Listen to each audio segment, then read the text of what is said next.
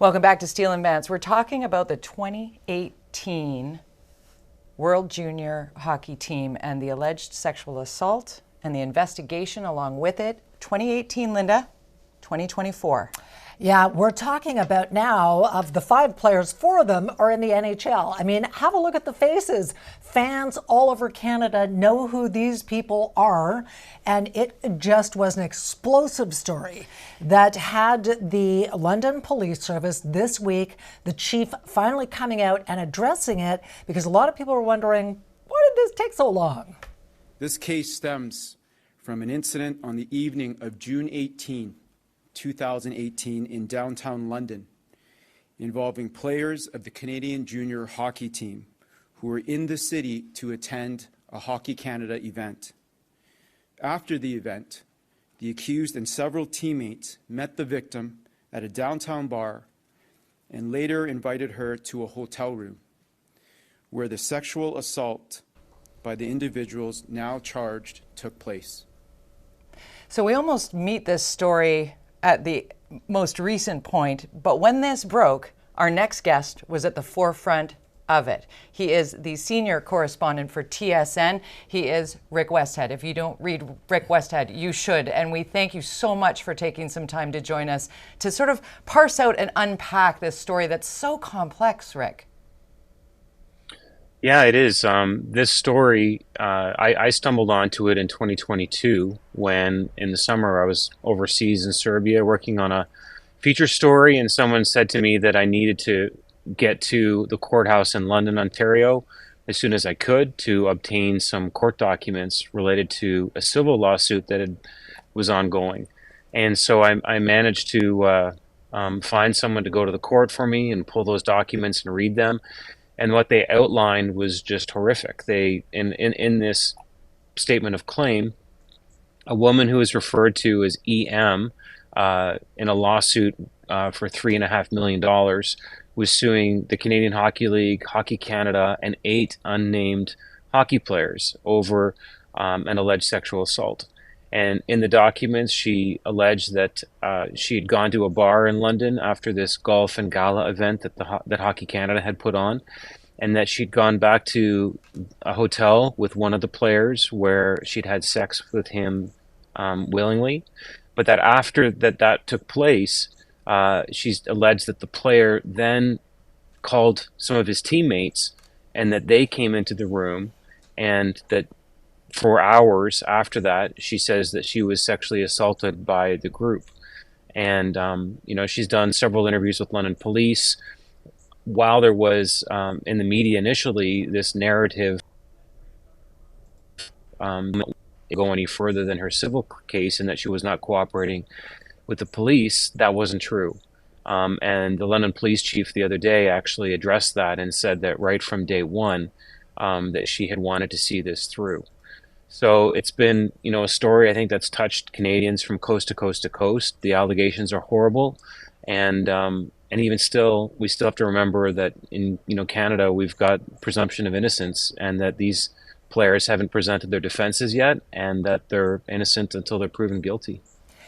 For anyone who might say, she's looking for some money, these are high-paid hockey players, she has actually received a settlement. What do you know about that, and what do you make of the way Hockey Canada has handled this?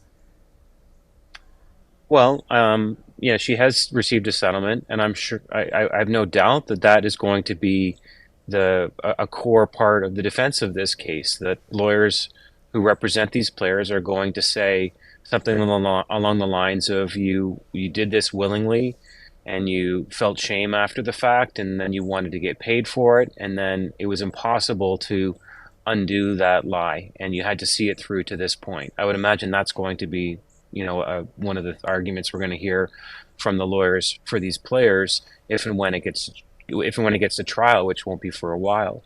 Hockey Canada's decisions in this case along the way have left that organization in tatters. I mean, if you just look at some of the headlines over the last year and a half, we found out that they hired a law firm in Toronto, and initially, and when an investigation was done, it was voluntary, where the players the players could say that they didn't want to cooperate with the investigation, and that was fine. And so it was actually, they shut down that investigation until, news of the settlement broke in the media, and members of parliament started asking questions, and all of a sudden there was this massive uproar that led to the entire board of Hockey Canada being turned over and its chief executive officer having to leave the organization, as well as sponsors leaving by the boatload. So, now we're in this place where the sponsors have started to come back, I think somewhat reluctantly, because we know there's going to be a lot of stories and headlines related to this, and maybe another alleged sexual assault back from 2003, which I've reported on as well.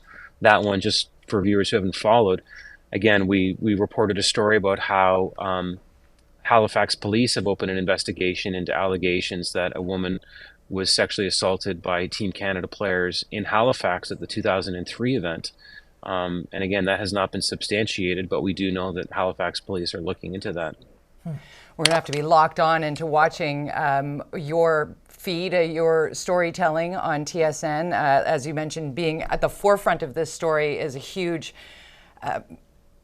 information highway for so many of us who love the game of hockey. And as you mentioned, the presumption of innocence, very important, but also the policing piece of this. What we were waiting for when we booked you last week, we were all waiting with rather bated breath for what the London police might say. You had the first question at that press briefing.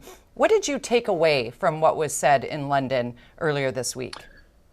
I was shocked that the London police chief apologized in the way that he did. It's very unusual for someone in his position to make an apology like that at this stage of a case. Different if he had actually gone to EM's home and apologized to her privately with her family.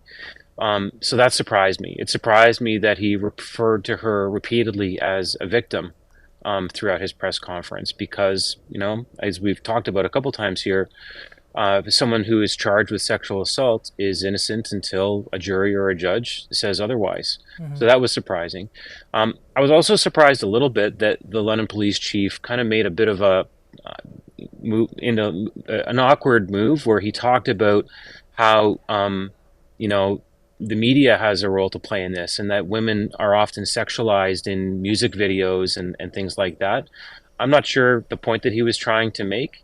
But it seemed counter to what I'm hearing from a lot of advocates for sexual assault survivors, which is we need to bust this myth of, what was she wearing, or why was she out that late, or whatever. No matter what anyone's wearing, that doesn't give another person the right to assault them. No matter what time of day it is, no matter how much alcohol they've had, that does not mean that someone is automatically going to consent. So I was a little bit surprised when I heard that from the chief, to be honest. Yeah, Rick, it's interesting because I was saying earlier in an interview this week that no woman on earth is asking to be sexually assaulted. That's just not the way it works. And I'm curious to know if you think in any way that this is kind of emblematic of the NHL's Me Too moment. Well, in as much as there's going to be a lot of eyes on this story, yes. Everyone is watching this. This is an international story now. It's not just a Canadian story.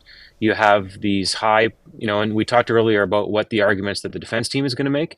The arguments that the Crown attorney is going to make is that we have here a case of elite, privileged men, and they treated a woman as a plaything.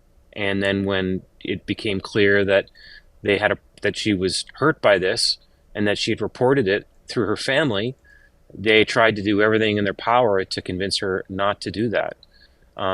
There's been a number of cases historically of hockey players and pro athletes getting into trouble, but very few where cases have actually gone to trial. Often you'll see players, you have seen players in the past charged and then cases have been dropped. I think what's different now is the Giancomeshi case in 2016. And, I think that was a real Me Too moment, but not for all the right reasons. I mean, Giancomeshi was acquitted, mm-hmm. and a number of new rules for criminal trials came out of that. For instance, you can no longer, if you're a defense attorney, you can no longer obtain private communications between somebody who's an alleged victim and other people and surprise them with that on the stand, saying, what happened with Gian Gomeshi's case, for instance, is the lawyers showed showed people who had made complaints messages that they'd sent to Gomeshi after alleged assaults and said, well, why would you be messaging this man after you say he assaulted you? And it was enough to lead to an acquittal. You can't do that anymore. Now, moving forward, if a defense team wants to introduce evidence like that, they have to go to a judge before, make an application, and make a case for why something like that is admissible. And increasingly, from what I'm hearing, judges are refusing to allow that to happen. Rick, you are the example of why investigative journalism is so important, whether it be in news or sports, and we appreciate your time and hope to have you back with an update on this story as it continues to unfold. Thanks for this. Thank you. Okay. That's Rick Westhead, a senior correspondent with TSN and the man who broke this story. Interesting stuff. Wow. We'll all be watching. Coming up next, though, we're talking pets and dental health. Root canals can cost up to $6,000. So we've got some dental health care tips for pet owners when we come back. Yeah, it's going to lighten up significantly, as it does with our viewing party. We love having you watch along with us and take your photos. Brought to you by the BCRFA. Lori in Nanaimo, thanks for sending us your picture. Lorraine and Cubby, hello. Love seeing the pets. Speaking of the doggies, Mac, Shannon, and Jocelyn, hi. Got a nice family shot there. And Marilyn in Vancouver with all the stuffed animals. You can get in on the fun. Viewing party at CHEKmedia.ca. Up for grabs, $150 gift card at Match.